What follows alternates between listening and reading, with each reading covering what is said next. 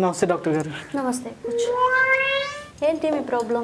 ఏం మాయదారి రోగం తెలియదు కానివ్వండి, పొద్దున్నే మేలుకు వస్తుంది కానీ మంచం దిగుబుద్ది కాదు. ఒక 10 గంటలకు లేస్తాను. అయితే ఇంత లేట్గా స్నానం ఎవడు చేస్తాడులే అని చెప్పి స్నానం కూడా చేయనండి.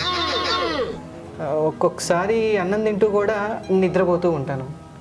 ఇంకా ఇప్పుడు ఆఫీస్కి కూడా ఎవడు వెళ్తాడు లేదు అని ఆఫీస్ కూడా మానేస్తూ ఉంటానండి.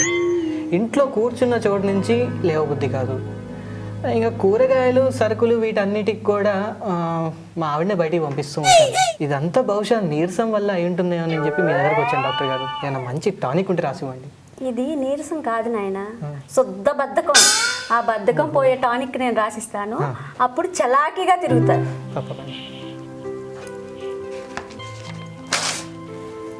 ఈ మందు పొద్దున్న 2 స్పూన్లు, రాత్రికి 2 స్పూన్లు వాడు. ఒక నెల వాడితే నీ బద్ధకం అంతా పోతుంది. ఈ మందు రోజు ఎవరు తాగుతారు మేడం? మీరు మా ఇంటికి వచ్చి రోజు పట్టిస్తారా?